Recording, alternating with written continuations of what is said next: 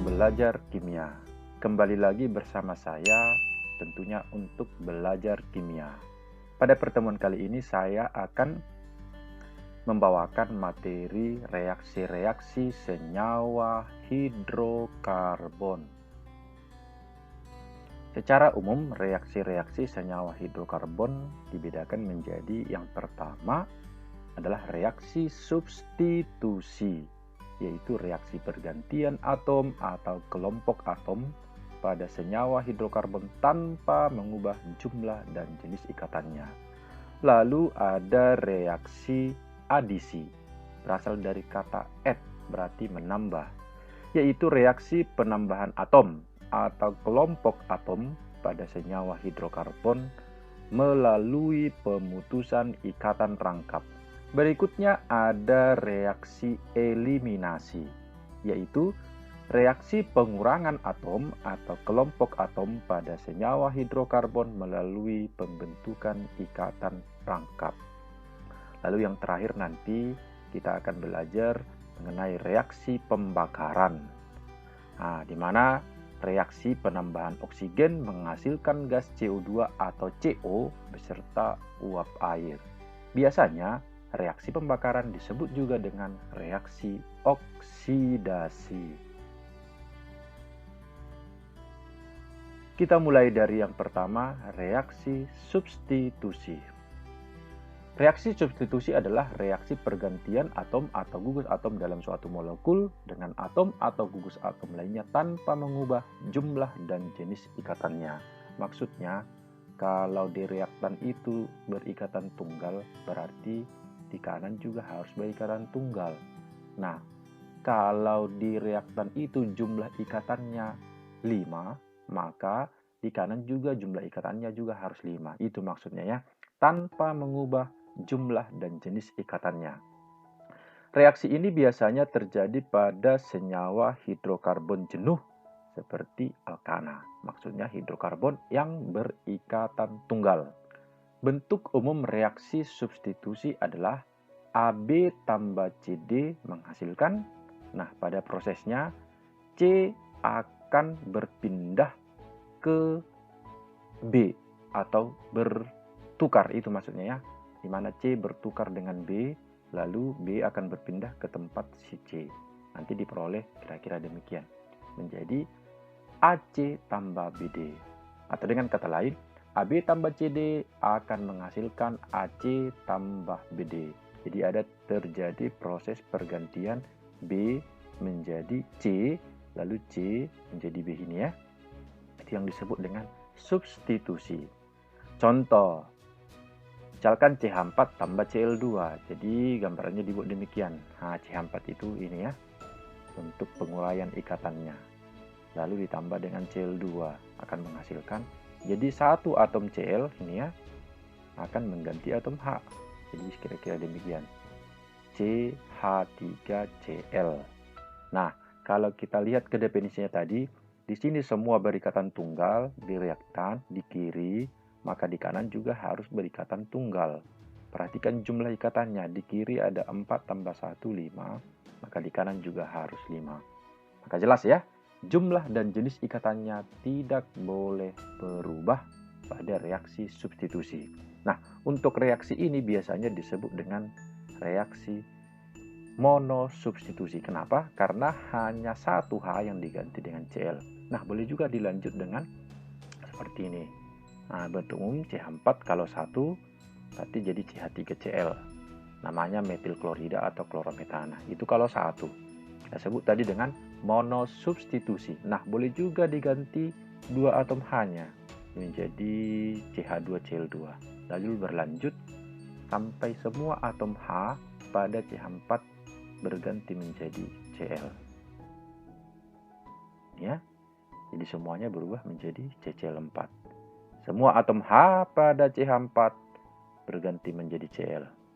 Nah, nama umumnya adalah karbon tetraklorida atau tetraklorometana.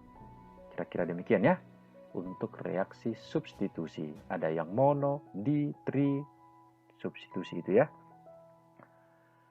Lalu berikutnya adalah reaksi adisi. saya bilang tadi di awal berasal dari kata add, berarti penambahan, yaitu reaksi penggabungan dua atau lebih molekul membentuk suatu produk tunggal yang ditandai dengan hilangnya atau putusnya ikatan rangkap. Reaksi ini merupakan reaksi karakteristik dari senyawa tak jenuh seperti alkena dan alkuna, atau disebut juga dengan reaksi penjenuhan. Setelah mengalami reaksi adisi, alkena akan berubah menjadi senyawa jenuh alkana. Bentuk umumnya dibuat demikian. Jadi kalau berikatan rangkap 3, ini alkuna. Kalau diadisi dengan XY, maka pertama putus dulu ikatan rangkapnya. Jadi prosesnya perhatikan ya. Jadi X dan Y itu akan berpindah ke masing-masing atom C rangkapnya. Jadi diperoleh gini ya. Jadi CX, CY. Itu ya. Nah, putus ikatan rangkap. Di sini 3, di sini menjadi rangkap 2. Lalu dilanjut juga. Nah, ini alkena tentunya karena ikatan rangkap 2. Lalu ketika ditambah berikutnya XY, maka ini juga putus. Nah, nanti diperoleh misalnya bentuknya CX2, CY2. Dari ikatan rangkap 3, rangkap 2 menjadi tunggal, itu namanya proses penjenuhan. Itu ya. Ada alkana. Atau boleh juga langsung. Jadi ikatan rangkap 3 langsung ditambah dengan 2XY. Nah, ini tidak melalui proses kealkenanya, langsung menjadi ikatan tunggal. Jadi boleh tahapan rangkap 3 menjadi rangkap 2 menjadi tunggal, atau boleh langsung rangkap 3 menjadi tunggal. Kira-kira demikian bentuknya ya. Intinya, rangkap 3 diadisi menjadi rangkap 2, lalu ikatan tunggal. Atau dari tidak jenuh menjadi jenuh. Untuk reaksi adisi, ini meliputi beberapa jenis ya. Yang pertama ada yang disebut dengan reaksi adisi hidrogen. Berarti yang ditambah adalah hidrogen atau H2. Misalkan kalau alkuna ditambah dengan H2 akan berubah dulu menjadi alkena. Lalu ketika alkena ditambah lagi menjadi H2 akan berubah menjadi alkana. Ya. Misalkan ini tadi, ini adalah alkuna, yaitu namanya etuna ditambah dengan H2, putus ikatan rangkap. Nah, menjadi rangkap 2 namanya etena. Nah, jadi masuk H-nya ya, satu ke sini, satu ke sini. Lalu ketika ditambah selanjutnya H2 akan berubah menjadi etana. Ikatan rangkap 2 menjadi ikatan tunggal. Jadi sesuai bentuk ya. Alkuna, alkena, alkana. Etuna, etena, etana. Atau bentuk lain. Nah, ini namanya rantai berbentuk garis. Jadi udah pernah saya singgung, setiap sudut-sudutnya ini, pertemuan dua garis ini adalah atom C. Nah, ini ya C, berarti ini C, ini C, ini C. Untuk kekurangan H-nya, ingat aja, tangan C ada 4, berarti baru satu tangannya, berarti sini CH3. Ini tangan C-nya ada berapa? 3, berarti kekurangan tangannya ada 1, berarti ini CH. Berarti ini CH2 gitu ya. Oke, propena ditambah H2 berarti ini yang putus, ikatan rangkapnya putus, maka dibuat demikian. Propana. Jadi secara rumus C3H6 tambah H2 langsung aja C3H8. Gitu ya. Propana. Jadi kalau rantai, ini ikatan rangkap 2, putus menjadi tunggal. Untuk reaksi adisi yang kedua, ada juga reaksi adisi halogen. Berarti yang ditambah halogen. Nah, apa itu halogen? Itu unsur-unsur golongan 7 ya. Ini X2 biasanya disebut halogen. Cl2, Br2, I2. Nah, ini ikatan rangkap ditambah dengan halogen. Maka halogen masing-masing satu akan terikat pada masing-masing C rangkapnya. Ini ya, X, X. X ini tadi boleh Cl, boleh Br, boleh I. Gitu ya, bentuk umumnya. Ikatan rangkap menjadi tunggal. Nah, boleh juga bentuk yang lain. Ini propena ditambah dengan Br2. Jadi, perhatikan ini ikatan rangkap putus, berarti Br ini masing-masing masuk ke atom C yang ini, baru ke atom C yang ini. Makanya dibuat begini ya. Br, Br. Namanya 1,2 dibromopropana. Jadi penomorannya dimulai dari kanan, gitu ya. Oke, itu untuk reaksi adisi halogen, atau boleh juga demikian. Nah, 2 butena ditambah dengan Br2. Jadi ini putus, Jadi BR-nya masuk masing-masing ke atom C rangkapnya. Ke sini satu, ke sini satu. Jadi ini ya. Jadi namanya 23-dibromobutena. Nah, ini boleh diamati kalau secara eksperimen, di mana 2 butena itu ketika ditambahkan dengan air brom yang berwarna coklat, maka akan dihasilkan suatu zat yang tidak berwarna. Jadi ketika dihasilkan zat yang tidak berwarna, maka dapat kita simpulkan ikatan rangkap pada alkena atau pada 2 butena itu sudah putus. Buktinya adalah warna coklat itu memudar, gitu ya. Nah, berikutnya reaksi adisi ada reaksi adisi asam halida. Nah, ini wajib paham ya, reaksi adisi asam halida berarti asam yang mengandung halogen. Ya, asam halida itu diberi lambang HX. Boleh HCl, HBr, HI atau HF juga boleh ya. Karena golongan 7 ada juga F ya. Itu dia. Jadi perlu kita pahami di sini ada aturan menurut hukum Markovnikov yang bunyinya bila C mengikat jumlah atom H dengan jumlah berbeda, maka H pada asam halida akan berpindah ke atom C yang paling banyak H. Jadi kalau bahasa umumnya kerennya disebut yang kaya semakin kaya, yang miskin semakin miskin. Atau C yang mengandung banyak H akan kedatangan H, C yang mengandung sedikit H akan kedatangan halogennya. Ya. Nah, misalkan demikian. Nah, kalau CH2 rangkap CH2 berarti etena. Nah, kalau ini kan nggak ada masalah sebenarnya ya. Jadi putus ikatan rangkap hanya boleh ke sini atau hanya boleh ke sini, CL-nya juga, gitu ya. Jadi kalau kita pindahkan pun hanya ke sini, CL-nya ke sini, sama juga namanya kloroetana. Nah, untuk kasus hukum yang di atas, boleh kita buat seperti ini ya. Nah, kalau CH3, CH ini ikatan rangkap ya, CH2 ditambah dengan HBr, jadi putus ikatannya. Nah, perhatikan C rangkapnya ini, mana yang paling mengandung banyak H. Nah, kalau kita perhatikan ini paling banyak H ya, maka H dari HBr akan bergerak ke C rangkap ini. Nah, kalau kita nomori 1, 2, 3 berarti hanya ini akan ke nomor 1. Maka dibuat demikian. Jadi CH3 ya. Sementara BR-nya bergerak ke sini. Berarti CH3 CHBr. Gitu ya. Propena tambah asam bromida menghasilkan 2 bromopropana. Oke, berikutnya ini CH3, CH, CH, CH2, CH3. Nah, untuk hukum Markovnikov tambahannya perhatikan. Di sini kan kalau kita pikir-pikir kan atau kita perhatikan jumlah H pada C rangkapnya kan ini sama. Jadi kira-kira H akan pergi kemana? Nah, kalau kasusnya seperti ini, bila atom C rangkap mengandung jumlah H yang sama, maka perhatikan panjangnya ini. C rangkapnya ini panjangnya 2, C rangkapnya ini panjangnya 3. Maka H akan bergerak ke C rangkap yang rantainya paling pendek. Jadi di sini dimunculkan ya atau ditunjukkan dengan muatan. Ada muatan negatif, ada muatan positif. Jadi ini dianggap kalau C rangkap yang ikatannya atau jumlah atom C-nya paling pendek itu seolah-olah bermuatan negatif. Maka yang bermuatan positif dari HCl akan bergabung, gitu ya. Sementara Cl yang bermuatan negatif atau keelektronegatifannya besar akan menemui spesies yang bermuatan positif yaitu ini. Maka prosesnya demikian. Hati-hati ya. Ketika jumlah atom C, atom H-nya berbeda, maka H akan bergerak ke C rangkap yang rantainya pendek. Gitu ya. Oke, maka jelas sudah reaksi adisi asam halida. Jadi ini namanya boleh kita tambah ini 2 pentena, ini asam klorida. Jadi kalau penamannya ini ingat aja, maka kloronya Cl-nya berada di nomor berapa? Berada di nomor 3. Berarti tinggal buat 3 kloropentana. Sekian. Contoh berikutnya, CH3, CH2, CH ini C rangkap. Kira-kira H-nya masuk ke mana? Nah, ini hukum Markovnikov.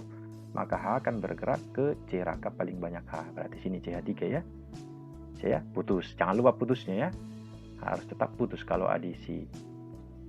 Lalu ini Boleh ini ikatan rangkap 3, maka H akan bergerak kemana? Lihat C rangkapnya. Berarti yang paling banyak H berarti akan bergerak ke sini.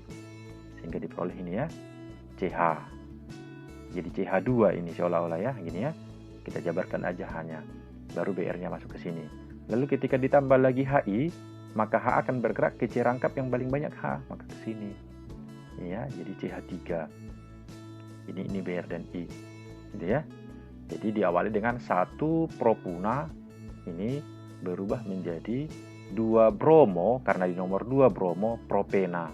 Gitu ya. Nah, lalu atau kalau boleh dibuat 1 propena di nomor 1 ya ini ya. Karena memang harus di nomor 1, nggak mungkin nomor 2 ya. Kemudian ini dilanjut dengan 2 bromo 2 iodo propana. Menjadi alkana, ikatan rangkap putus. Oke. Nah, berikutnya ada reaksi eliminasi, yaitu reaksi penghilangan atau pengurangan 2 substituen dari suatu molekul melalui reaksi pembentukan ikatan rangkap. Pada dasarnya reaksi eliminasi dapat dianggap sebagai kebalikan dari reaksi adisi.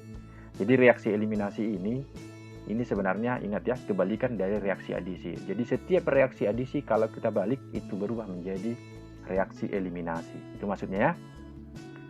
Nah, reaksi eliminasi biasanya ditandai dengan berubahnya ikatan tunggal menjadi ikatan rangkap melalui terlepasnya molekul kecil seperti air, HCl, atau HBr. Jadi peristiwa terlepasnya inilah yang disebut dengan eliminasi. Lepas atau tereliminasi. Ya. Nah, bentuk pertamanya atau jenis pertama dari reaksi eliminasi ada reaksi dehidrohalogenasi. Artinya yang dihilangkan atau yang dieliminasi adalah hidrogen halogen. Berarti H dengan halogen, itu maksudnya ya. Atau asam halida. Ini dia. Dia berarti 2 bromopropana, maka yang hilang nanti Br sama H. Jangan Br sama H ini ya. Berarti Br dengan H di atom C yang lain. Ini ya, berarti diperoleh CH3 CH, lalu CH2, berarti yang hilang ini Br dan ini H ya. Ya, berarti tereliminasi. Dari 2 bromopropana ini tereliminasilah si HBr, menghasilkan propena. Jadi jelas ya, ada yang hilang, ada juga pembentukan ikatan rangkap, itu eliminasi. Berikutnya ada reaksi dehidrasi. Namanya dehidrasi berarti penghilangan ya, atau mengeliminasi air, hidrasi, menghilangkan air gitu ya. Berarti sikloheksanol, misalnya nih sikloheksanol. Nah, kita hanya merujuk pada menghilangkan airnya ya, masalah ini kok ada ol-nya, ada OH. Itu boleh kita bahas nanti, ada kelas 12 tepatnya ya. Kita hanya merujuk pada pelepasan atau pengeliminasian airnya. Jadi prosesnya perhatikan. Jadi kalau air yang dihilangkan berarti H2O kan, berarti OH dengan H dari salah satunya.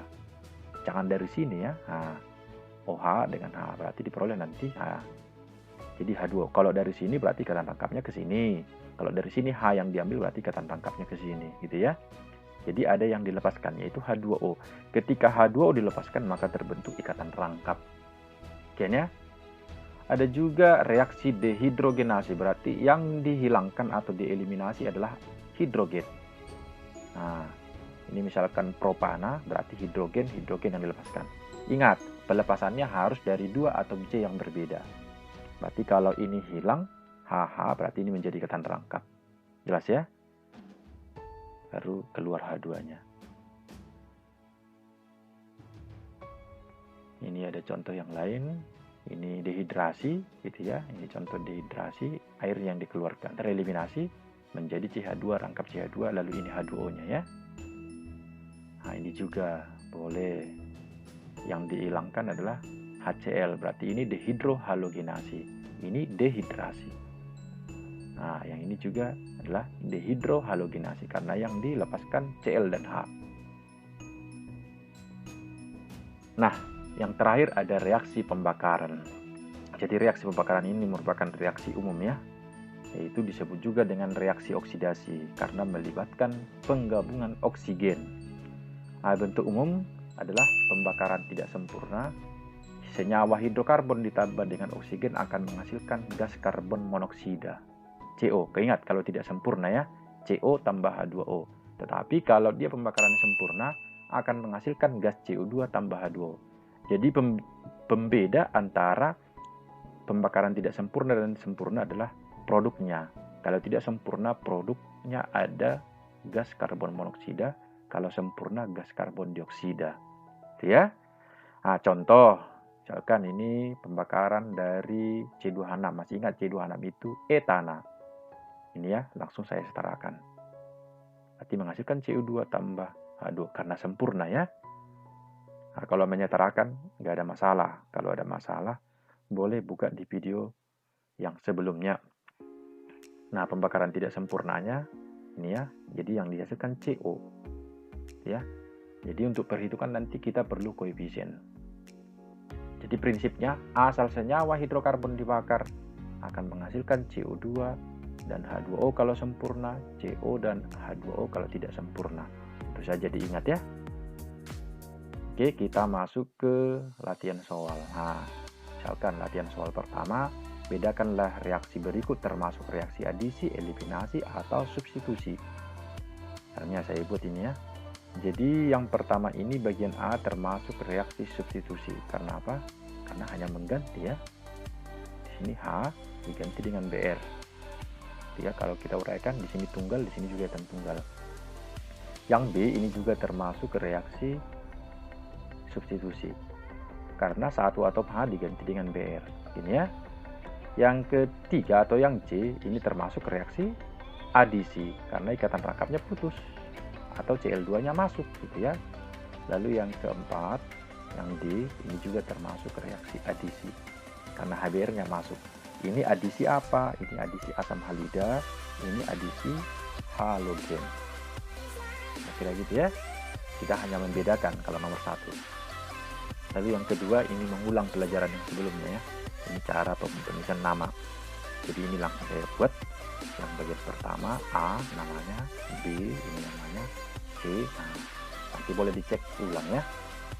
Di tata nama alkana, yang di tata nama alkena, yang ikatan rangkap duanya ada dua, makanya alkadiena.